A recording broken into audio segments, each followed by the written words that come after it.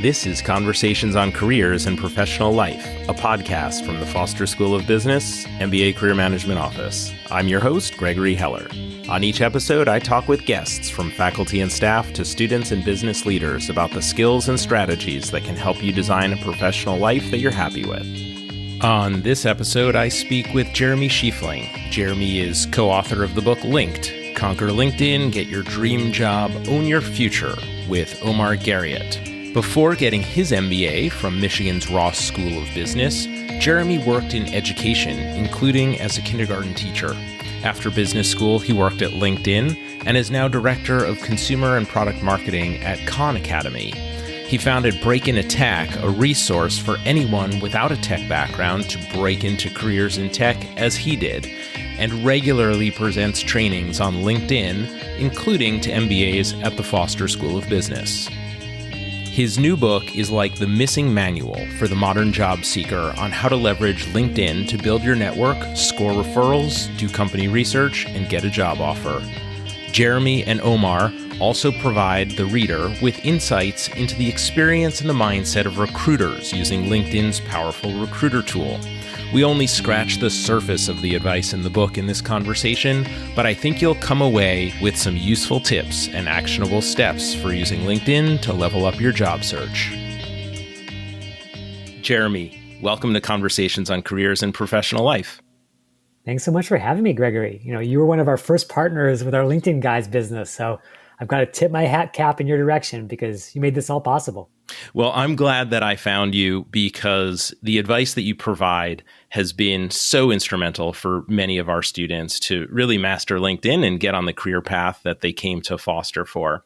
Your career path is impressive, and I actually wanted to start there before we even get into the book. How did you juggle your role at Khan Academy as Director of Consumer and Product Marketing with writing the book, running your LinkedIn trainings, a break into tech, and all the other things it seems that you're doing? Yeah, it's a really good question. And it comes back to something that I always encourage business students or anyone, frankly, to think about, which is not just what job do you want, what's the life that you want? And I think for me, understanding my values, my personal North Star, which is to always have something interesting around the bend, always to feel the sense of engagement with what I'm doing versus just going through the motions. I've realized that just having one single job wasn't the right fit for me. I would get a little bored, maybe a little ADD from time to time, and start to get antsy and think about the next job, the next opportunity. And ultimately, that wasn't sustainable as a professional. Whereas having this portfolio approach, where I've got this opportunity and that opportunity to keep me engaged, keep me excited, I think has been the perfect fit for my professional DNA. So I encourage everyone to do that level of introspection, figure out what makes you tick, and then build the career, build the life that gives you that. That's some great advice. I'm a Gallup certified Clifton Strengths coach, so I'm like, I wonder what his Clifton Strengths are. I bet he's got learner or something like that in there. So if you've taken it, I'd be curious. If not, I'd still be curious and say you should take it. It's a big part of how we talk to our students about having that self-awareness and doing that introspection is looking at their strengths and looking at what feeds them. So it's great that you came to that realization and you found a way to do it. Can you talk a little bit about what it was like while at Ross as you were trying to break into tech yourself? Yeah, and this is a really important epiphany that has really carried me throughout the course of my career and that I always share with others, which is so often as students, we put certain companies or industries up on a pedestal. We say, oh, I'll never get into this consulting firm because I'm an architect, or I'll never get into the tech industry because I'm a kindergarten teacher like I was. It's funny that you say you'll never get into this consulting firm because you're an architect, because one of the most listened to episodes on my podcast is an architect who broke into consulting.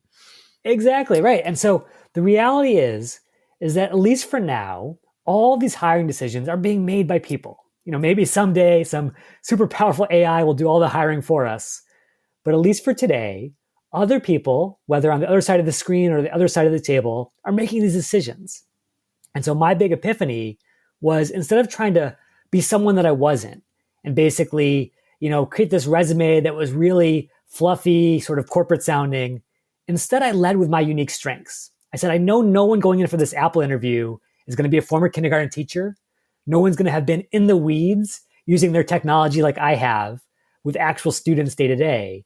And so let me actually talk about that and play that up as opposed to trying to hide it in the shadows. And I can tell you from having talked with the recruiter, with my hiring manager, those unique advantages were the things that got me that first tech internship when everyone else was saying, well, I've done the same things as everyone else for the last 5 years. In Designing Your Life, which I know you put as a resource in the back of the book linked, they talk about gravity problems. You were a kindergarten teacher, right? You are going to be able to change that background. So owning it and embracing it as something, as a key strength, and finding that point of contact between your past experience and what the company you're applying to is looking for is a great way to use that, as opposed to, as you say, sort of papering over it and trying to make yourself look like all the other candidates. Let's talk about the book. You write that applicants should make themselves the obvious candidate for recruiters. For job searches, or for job searchers who are career switchers, again, like you are, how do you recommend that they do that? If they want to be that product manager, but they've never had that experience, what's your advice? Yeah, great question. And so basically what I'm referring to is this critical first step in the process, which is empathizing with your audience, the same way that a great marketer or a salesperson would. And so if you put yourself in the shoes of a recruiter, what you'll quickly realize is that a recruiter has this gargantuan task in front of them. They've got to sort through thousands of applications from all over the world, all completely unstandardized, to find this one needle in the haystack. And so if you imagine doing that job, if you close your eyes, you can say, you know what? I wouldn't spend a single second taking a chance on someone who seems like a totally poor fit for the role, because why would I want to bother with that? What's my incentive to go down that road? Instead, I want to find people who just immediately clang that bell. Ding, ding, ding. We've got someone who looks like a product manager, or looks like an accountant, or looks like an iBanker. And so your job, while still playing up your unique strengths, is to basically convey on your LinkedIn profile and your resume that, hey, I fit that mold. So for example, for me, going from a kindergarten teacher to a product marketer, I didn't say, well, I drove all these test score increases and I worked with my kids on circle time. Instead, I said, there are 3 things that a marketer must do. They must understand their audience, they must reach that audience through creative messaging, and they must measure their impact. And then I explained exactly how I had done those 3 things in my kindergarten classroom, by understanding my kids and their families, by engaging them with really powerful lessons and communication, and then by measuring the improvement in their reading scores. And in such a way, I wasn't talking the education lingo or the ABCs of teaching. Instead, I was talking the language of recruiters. You need someone who can do marketing. I've done it already. Let me do it for you. That's what you've got to convey all across your profile when you talk to the industry you want to be a part of. And that takes understanding the industry that you want to be a part of. So with LinkedIn, how can students or any job seeker use LinkedIn to really understand the industry they want to be a part of? Yeah, and this is so important because a lot of MBA students skip over it. And I totally get it. Having been one myself, I know we're so busy with classes and extracurriculars and recruiting that we can say, you know what? I'm going to get to networking later. That's going to be important maybe a couple years down the road. But actually, the best first step you can take as an incoming student or a current student is to invest in learning about the space before you dive in.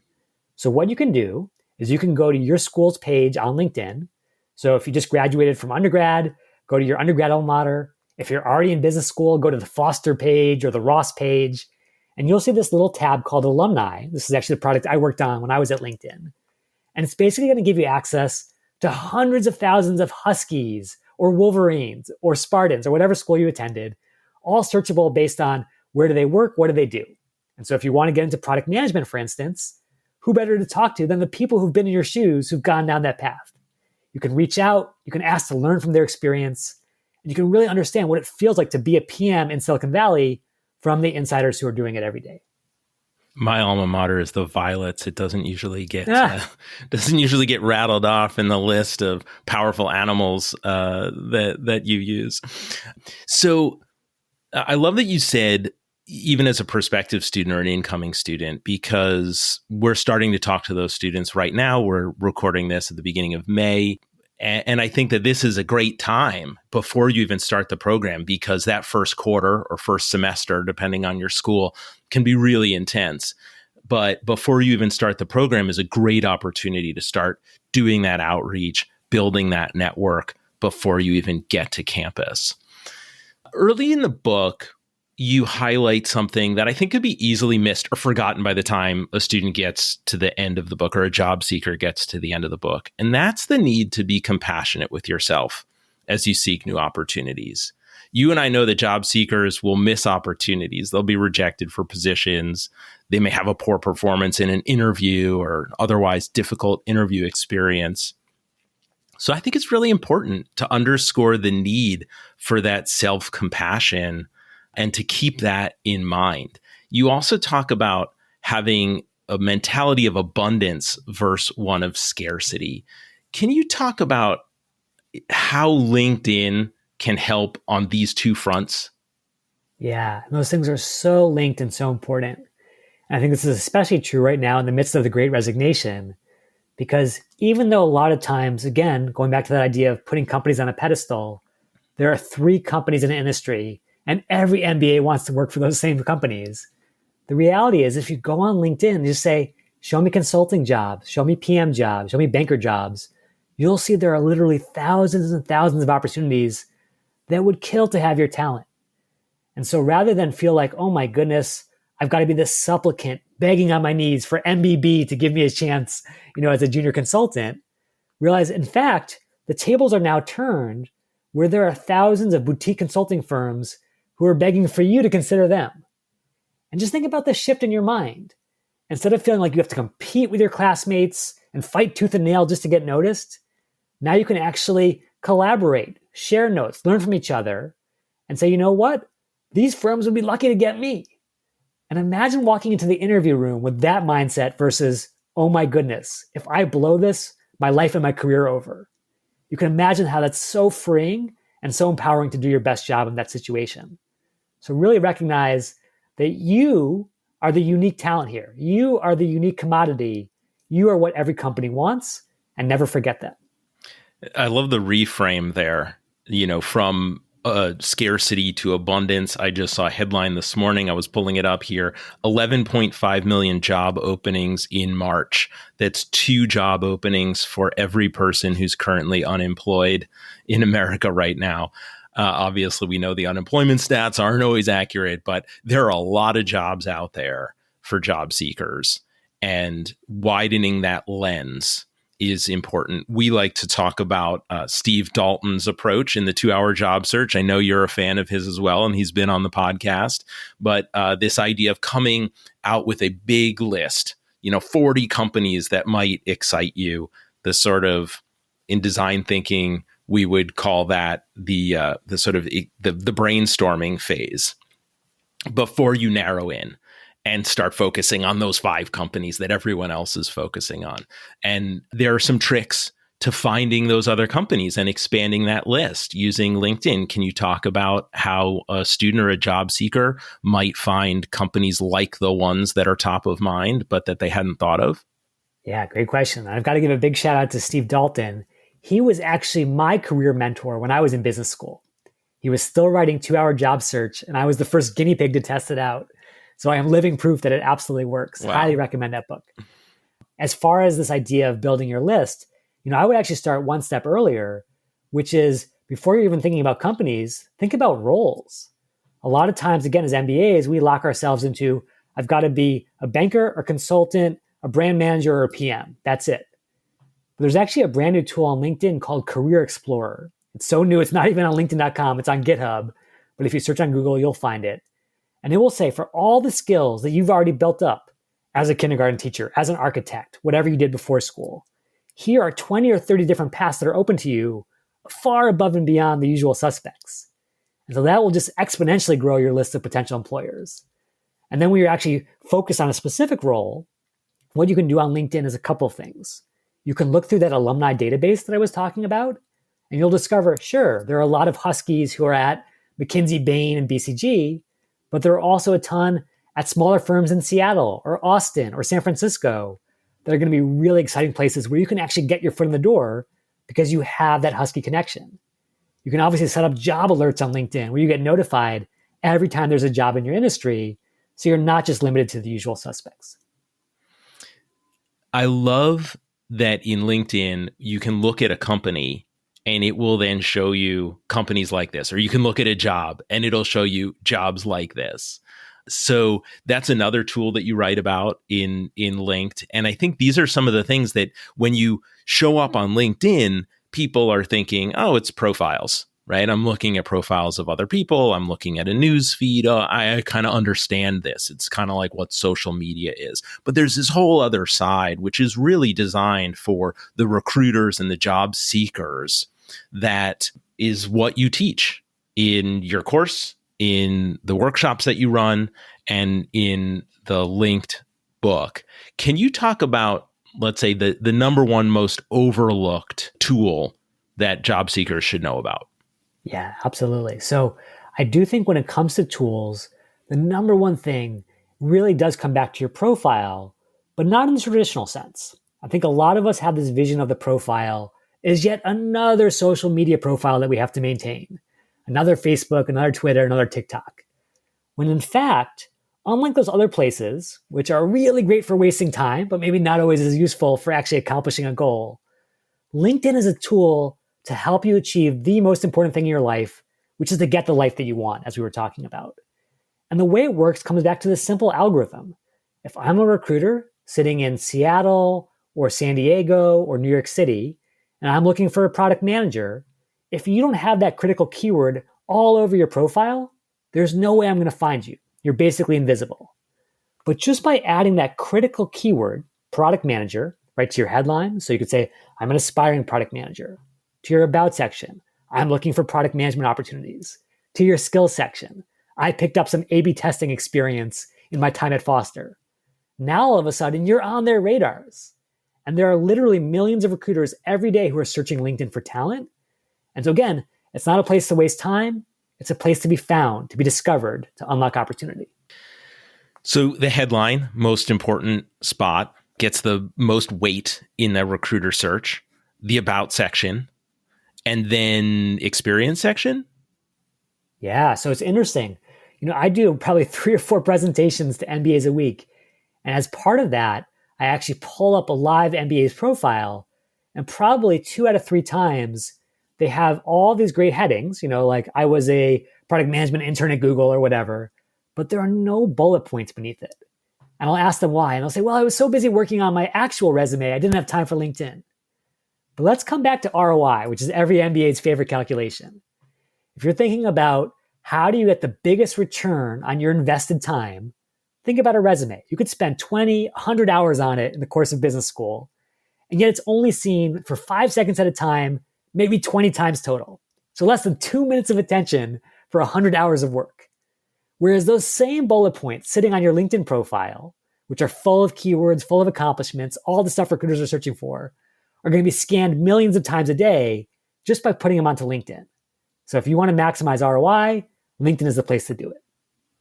Do you think we'll ever get to the point where the resume, the 1-page or 2-page resume, as you point out, some research suggests, will become irrelevant, where LinkedIn will completely supplant the PDF or paper resume? Honestly, I don't think so. And the reason has to do with the fact that people consistently underestimate the importance of that online profile. So long as people have these really underdeveloped profiles, and I'll give you some insider LinkedIn stuff. At LinkedIn, when we did a scan of millions and millions of users on the company, the average LinkedIn user had 1 school listed and no education listed. And so that's just not enough rich data for recruiters to rely upon exclusively and push resumes out of the way. But it's also an arbitrage opportunity for your savvy listeners, Gregory, because if they realize that so much of their stiffest competition isn't actually leveraging the power of LinkedIn, and they do get themselves on there, then that's more power to them. That's more opportunity that others are missing out on that they can claim instead. So they can really take advantage of filling out that LinkedIn profile. You've got some stats in the book about the percentage of recruiters that use LinkedIn and the percentage that use LinkedIn exclusively to fill positions. Remind me what those numbers are. Yeah, so I think, and this was from 2013, by the way. So obviously a decade later, you can imagine the numbers are higher. But even at that early date, 97% of recruiters were using LinkedIn. 2/3 were using it exclusively. And I think that if you think about great businesses, and as MBAs, we're always thinking about, hey, who's got a great business model? Who's in a great market? Well, think about the fact that LinkedIn is essentially a monopoly. Not Google, not Facebook, not Apple can touch them for the most complete collection of professional data in the world. And that just leads to this sort of winner takes all marketplace where every recruiter, every marketer, every salesperson, every job seeker has to be on that single site because that's where the action is. One of the big things, you have a whole chapter on it in the book, is referrals.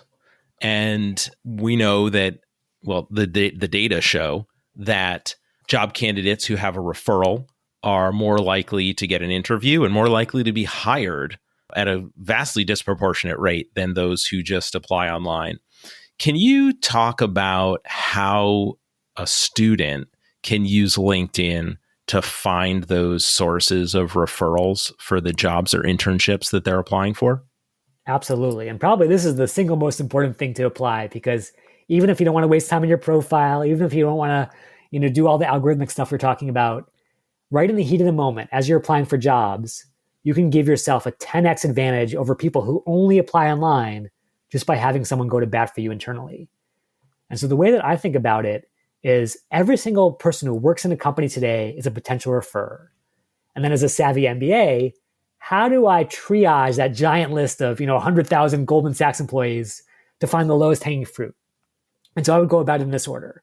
If you go to the Goldman Sachs page on LinkedIn and you say, show me those 100,000 employees, you now have Goldman's directory, better than Goldman itself knows on its own internal servers. So you don't have to hack in. And then you say, first of all, show me first degree connections. Who do I know already? And if you've been working hard before and during business school to build connections, ideally you know someone who can refer you tomorrow. And by the way, if you're ever sort of dubious about, hey, should I ask for that referral or not? Well, guess what? I can promise you that person at Goldman doesn't just get a pat on the back when you're hired. They get a bonus up to $10,000 because that's how much firms value referrals. So it's easily a win-win when you know the person directly. But even if you don't know them, there are lots of other ways. So you could say, show me second degree connections. Where do I know someone who knows someone inside Goldman? And then instead of reaching out to that Goldman employee directly, which would be a cold outreach, why not have that mutual friend introduce you as a warm lead, a warm intro? And that just really sort of greases the skids, gives you a much better chance of getting in touch. And obviously you can look for people who went to Foster, went to your undergrad alma mater. You can even look for people who volunteer at the same nonprofit with you. So if you say, show me all the people at Goldman who volunteer with Habitat for Humanity like I do, sure enough, there are going to be 500 Goldmanites who share those same values, and you can reach out based on that connectivity. So the bottom line is, for pretty much any company in the world, you always have something in common with someone on the inside. You just got to find it and leverage it to get that advantage. But you wouldn't suggest that a student ask immediately, like let's say their mutual contact says, yeah, hey, my buddy is in business school and wants to talk to you about your job at Goldman.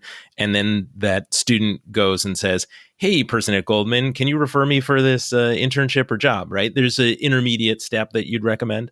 I mean, I think we'd all recommend, right. But it's sort of a rhetorical question, but let me hear it from you. Yeah. How'd you go about it? And I think this is so important because this is where, there's that classic Steve Jobs clip from one of his keynotes when he was introducing the iPhone. He says, Apple is at the intersection of technology and liberal arts. And I think that's where LinkedIn really fits into the job-seeking mental model because, yes, LinkedIn has all these algorithms and all this technology, but it also has to do with your understanding of the person on the other side of the screen in a very humanistic way. And you know that nobody on the inside wants to be used. No one wants to be transacted with. Instead, every human being wants to have a real relationship, a chance to pay it forward to the next generation in a more mentorial capacity. And so if you reach out to that insider and say, I just want to hear your story. What brought you to Goldman? What do you love about it? What drives you crazy? What keeps you there year in and year out? And then after you've had a chance to learn about what it's like on the inside, and you decide that you want to follow in those footsteps, I think that's the right point to pivot and say, you know what? Everything you shared with me is basically like illustrating my dream job. If I want to follow behind you, follow the path that you've blazed, what's the single best way to get into Goldman? And if they're being honest with you, they're going to say, hey, I got hired through a referral. My friends got hired through a referral. Ultimately, that's the way in. And then you can make the ask once they broach that topic. But again, it's got to start in the context of a relationship and a real conversation. Right. So not to be just completely transactional, like, hey, can you give me a referral? Yeah. But to really work on building that relationship with the referral being the end goal. I've got a great podcast. Well, the interview with Steve Dalton, we talk about his Tiara framework for asking informational interview questions. And then I have another episode with some of my fellow career coaches at Foster where we talk about how to do those informational interviews and how to approach that. So for listeners, you can look them up and I'll put them in the show notes. I have some questions from students that I solicited. A little bit of a quick round here, and then we'll go from there. So what should MBA students know about paid LinkedIn features? Is having a premium account worth it for some or all of the recruiting cycle? Yeah, so this is a classic question because as a former LinkedIn marketer, I know that we worked really hard to convey the value prop of LinkedIn Premium. However, as someone who no longer is bound by those employment obligations, I want to tell you the honest truth, which is all the most important things on LinkedIn, which are the things we've talked about. Searching up alumni, reaching out, looking for a referral. All of that can be 100% free. So yeah, LinkedIn Premium gives you in-mails, but guess what? Even with an in-mail, even for $100 a month, you have no guarantee the person on the other side ever sees your message. Lots of people don't use LinkedIn very much. They send all the messages to spam. They just ignore them. You can go on another tool called hunter.io and look up that person's actual work email address. And now, without paying LinkedIn a cent, you're actually corresponding directly with that person and you know they're going to see your message. And so my advice for savvy Foster students and other MBAs is save that money for actual networking. Take the alum out for a coffee, buy them a nice dinner after they've referred you. Take Gregory and his team out for a celebratory drink after they helped you land your dream job. That's much higher investment because ultimately you're investing in relationships, not just in technology. Do you recommend using the open for work tag on the profile picture? I know what you write in the book about open for work. So let's talk a little bit about open for work, which is a pretty new feature in LinkedIn. Yeah. So the first thing is, if you are at all considering looking for a job, so either you're a student and you're definitely going for it, or you're currently employed and you're thinking about leaving someday, it makes sense to go to your LinkedIn profile and click this thing called Open to Work, which basically sends out a bat signal to recruiters saying, hey, you're looking for product managers, you're looking for bankers, that's me, I'm in the game. And recruiters can filter for that, and they absolutely do, because recruiters have a limited number of emails they can send to candidates, and so they want to make sure that you're email worthy, you're worthwhile of the send. That being said, the more controversial part is that you can choose two options. You can either share that open to work signal just with recruiters, and specifically recruiters who don't work at your current company, so you don't have to worry about the HR department ratting you out to your boss. Or you can turn on this even louder label on your photo that literally says, Gregory, open to work, Jeremy, open to work. Now, a lot of career coaches are sort of divided on this because they'll say, hey, it looks kind of desperate, kind of needy. And it is true that there may be some recruiters who turn their nose up at that. That being said, in LinkedIn's own data, people who turn on that more visible signal are 2 times more likely to be hired in the next 30 days. Wow. Now, it's possible that might be self-selection bias, where the people who are most aggressively looking for a job are the ones who are going to get a job anyway, and so they turn it on. Or it might be the sort of the power of weak ties, which is we know from sociology that if you are sharing your interests and your desires, not just with friends and family, but broadly with everyone across your network, and those people are plugged into opportunities you didn't even know existed, that can rapidly accelerate your progress. So I do think there's something to putting yourself out there as visibly as possible, especially if you're not currently employed and you don't have to worry about your boss seeing it. So jury is sort of out on the picture frame that says open to work, but perhaps for students where it doesn't look like, oh, I'm unemployed and I'm desperately looking for work, but I'm open to work because I'm a student, it's probably a good thing, probably a net positive there. Right.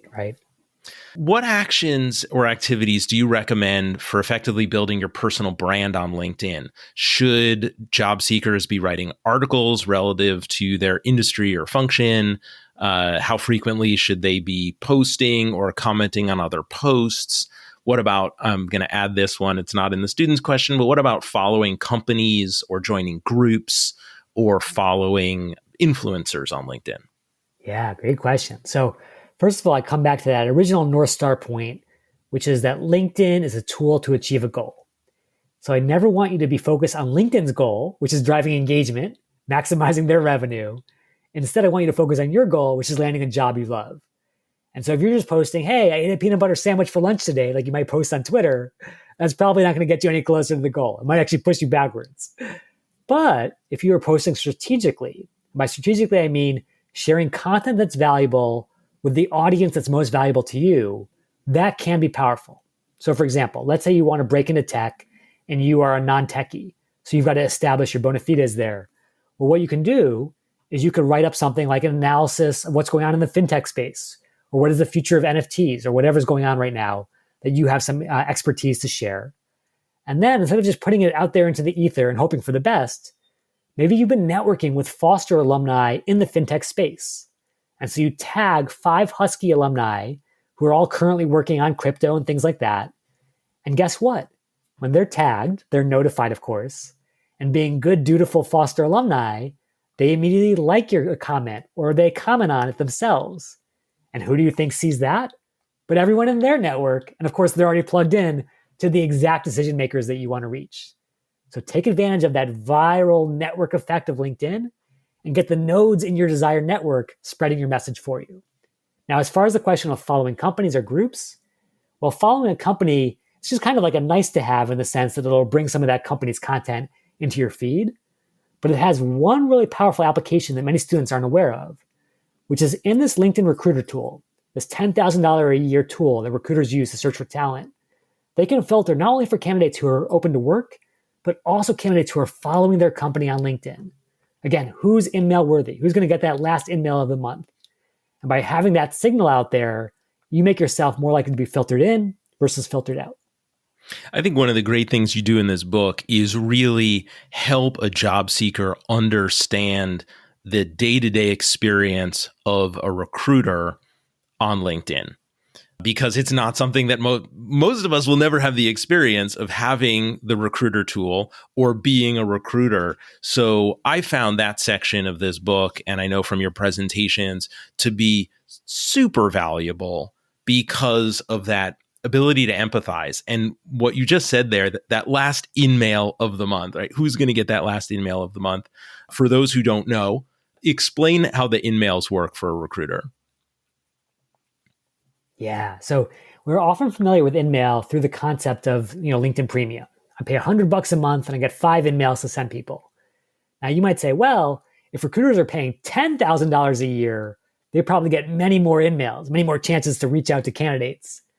But LinkedIn, having a monopoly over this space, basically gets to create the rules of the economy. And they create this false scarcity saying even with all that money being spent, recruiters often have just about 30 in-mails a month. And so now, if you are juggling 10 different job roles that you're trying to fill, and each one you want to generate dozens, hundreds of candidates, you've got to be really picky as a recruiter in terms of who you reach out to. Because if I reach out to Gregory and he doesn't respond to my message, that's a hugely scarce resource that's down the drain. And so that's why I'm applying all these filters, not just for keywords, but who's really engaged, who's open to work, who's plugged into my company, who's following my company, to make sure that every last email goes out to someone who's maximally poised to respond. And so it's up to you as a job seeker to reverse engineer that and basically make yourself extremely visible. Hey, I am in the game. I am plugged into your company. I'm connected with your peers and colleagues. I am the easy choice. Excellent advice there. I tell students all the time, follow the companies that you're interested in because people will see that. And it's really almost like the algorithm is seeing that, or the filtering mechanism is seeing that. And it also has the benefit of showing you what's happening in that company. And I know research is a big part of the 5-part process you outline in the book, which we're not going to have the chance to get into in super detail. But knowing what's going on at the company, every time you pop on LinkedIn and seeing some of those headlines and what people are sharing about the company can really help you develop an awareness that's going to help when you go in for an interview and such. So we're coming to the end of our time. And I always like to ask my guests if there are recommendations that you have, other than, of course, reading the book, buying the book, reading the book, maybe taking the class and checking you out on breakintotech.com. Other recommendations for books, podcasts, publications that you think job seekers should really tap into? Yeah, so I have two books that really influenced my own sort of career search. The first I have to go back to is 2-Hour Job Search. I know people are probably sick of hearing this, but I do think that Steve, and by the way, for those who don't know, Steve is a huge introvert like I am. And so if you're an MBA or a prospective student who's like, you know what, I don't know if I belong with all these masters of the universe, all these type A folks. Well, guess what? There's still a way to play the game that's authentic to who you are, that doesn't involve, putting on a power tie and 1,000 business cards and just pressing the flesh. Tools like LinkedIn, tools like the 2-Hour Job Search can help you pinpoint the exact right people, have really intimate one-on-one conversations, and learn what you need to get ahead. So I think Steve really explains how to do that beautifully in his book. And then another shout out to another amazing career author who we used to work with at LinkedIn, actually, is Lindsay Pollack. She's written a bunch of books about sort of modern work and the workforce, but her recent book, Recalculating, basically talks about what's happening in the Great Resignation. In some ways, she predicted it because she started writing it years ago, which is people have reached this breaking point where they're no longer satisfied with the status quo, commuting 3 hours to the office, sitting through boring meetings every day, and they're looking for more meaning and value out of what they do every day. And so if you find yourself in that same boat, Recalculating is a really great place to think about what's that next move that opens up the life I want. I know because I heard you mention this on another podcast. You've been listening to a lot of podcasts during the pandemic. Anyone's rise to the top that you would recommend to an MBA? Yeah, so I have to say, there are definitely some amazing career podcasts, like the one you're listening to right now. But I will say that in some ways, especially as someone who's trying to break into a new industry, and maybe you feel like, it's just overwhelming the amount of research I have to do. I'm reading all these blog posts and all these case studies, and I still feel like a total novice. Sometimes the best way to just marinate in the language and the sentiment of an industry is to have a podcast with some insiders talking about what's going on. So for example, in the tech space, I love this podcast Pivot, which is by these two tech leaders, Kara Swisher, who's an amazing tech journalist, and Scott Galloway, who's a professor at the Stern School. And they're just talking about what's happening with big tech, with startups, with fintech. And they're really explaining it not through the lens of like, oh, these companies are so amazing, let's just bow down to whatever they do, but through a very sort of skeptical lens of, is this good for society? Is this good business? Does this make sense? And so if you want to walk into those tech interviews and be really knowledgeable about the things that employees are talking about around the water cooler, that's the kind of stuff that I want you to immerse yourself in ahead of time. Yeah, and Kara Swisher's Sway podcast is also excellent, and Scott Galloway's Prof G show is another great one. So there's sort of a Venn diagram of podcasts there. Yes. There's Scott's podcast, Kara's podcast, and the podcast that they have together. Those are frequently in my playlist. Any others that come to mind?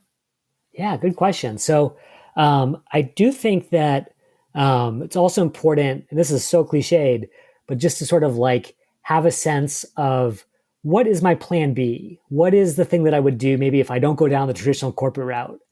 And so I know this is more and more popular with business students, but like one of the things you can do with your 2 years in business school is to launch a startup or at least test the market for a venture, because you probably aren't going to have quite as much bandwidth and capacity once you're nose to the grindstone in your full-time job. And so I really like podcasts in that space. A really great one is the Smart Passive Income podcast by a guy named Pat Flynn. A lot of the players in this space can be a little bit schmarmy, a little bit like full of themselves in terms of saying, oh, I made 7 figures working from home, you can too. But Pat Flynn does a really nice job of laying out, hey, here's how you could start a whole new business for $500. Everything from web hosting to email marketing to market testing. And you don't have to spend your entire life on it, but you could build it on the side so that you have something either as a backup plan or maybe even a full-time thing that you want to pursue. So I encourage business students to always be thinking about the little entrepreneurial side if they're at all interested. That's great. And there are a lot of opportunities for students at the Foster School to get involved with business plan competitions and that sort of thing, startup competitions. And I'll put some links in the show notes to some of that. And we'll put all these podcasts in the show notes. I want to thank you so much for taking the time today, Jeremy, to talk about your book, Linked. Where can people find out about you and Omar's work? Yeah, great question. And first of all, thank you so much for having me on, Gregory. This has been a real sort of coming full circle opportunity, given that you started us on this journey 5 years ago. And basically, if folks are interested, they can come over to our website, thejobinsiders.com. We've got tons of free resources, including a LinkedIn profile checklist, a profile grader, even an inside sneak peek at how recruiters use LinkedIn. So that's all at thejobinsiders.com. And I just wish all your students, prospective and current, really tremendous success as they launch their journeys. Thank you so much. And I wish you tremendous success with this Linked book. It is going to be on our recommended list. And I've already recommended it to some people. And now that it's available, people can find it wherever books are sold. Is there a site for the book? Yeah. So if you go to thejobinsiders.com/linked, you can actually get 3 bonus resources. So you can win coaching with Omar and myself, come to a webinar we're doing, even get custom profile photo covers to really sort of have your professional brand stand out on your profile. Great. And we really just scratched the surface of the advice and guidance that you offer in this book and in your courses during this podcast. So I really recommend anyone who's seeking a job and wants to understand how LinkedIn can be the key to finding that job and propelling them forward on their career, to get the book, to check out the website, to maybe take the online course, and for our students at Foster to definitely stay tuned for the next time that Jeremy and Omar are going to be delivering their workshops for us. If you're currently looking for a job or think you will be in the next 12 to 18 or even 24 months, do yourself a favor, get this book and start laying the groundwork for your job search. There's a saying I've repeated on this podcast that I first heard from podcaster Jordan Harbinger. You want to dig the well before you're thirsty, and it applies to growing your professional network, researching career paths, and specific companies. As always, check out conversationsoncareers.com for full show notes with links to all the resources Jeremy and I discussed, and links to other podcast episodes I mentioned, including my interview with 2-Hour Job Search author Steve Dalton and my MBA career management colleagues on informational interviewing. Thank you for listening to another episode of Conversations on Careers and Professional Life. I'd love to hear what you think about the podcast. You can email me at gheller@uw.edu. And if you've enjoyed this episode, please share it with a friend or classmate.